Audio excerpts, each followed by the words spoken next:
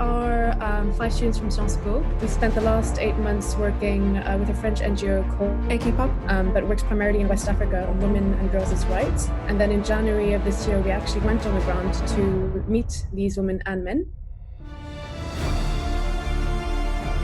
What we really focused on was understanding the imbalance of capital reaching specifically small and growing businesses in Mexico and among women-led entrepreneurs.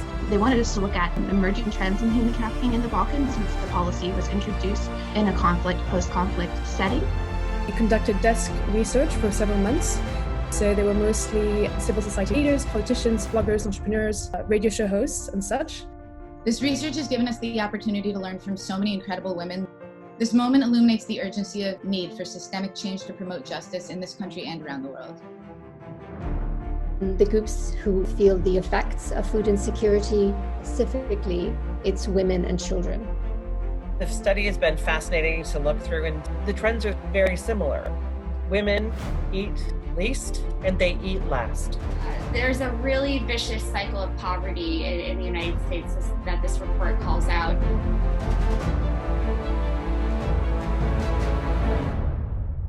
I'm extremely proud of our student team that's worked on the issue of human trafficking in the Balkans. Our student teams focused on women's rights in Afghanistan, and they did so against the backdrop of the peace talks that were underway. This opportunity is not just for the youth in Afghanistan, but for the youth of the world.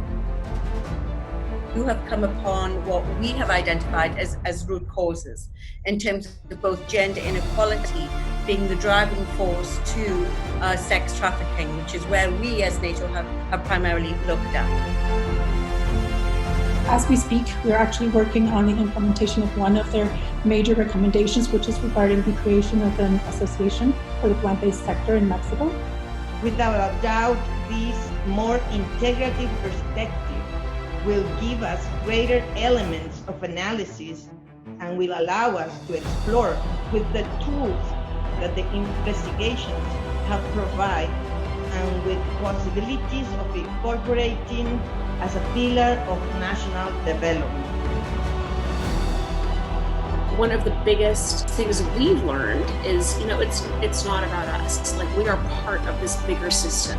Because it ought to be the right of every citizen on the planet to have access to high quality, nutritious food. We certainly are walking away believing in the potential that women entrepreneurs have in really contributing to their communities and the overall economy. And I think that's even more important today, given where we are. Giving one's life for others, one gains more life for oneself. There are heroes that are being born to meet the challenge of this time. You are those heroes. I believe that you the students, you are the future because you care.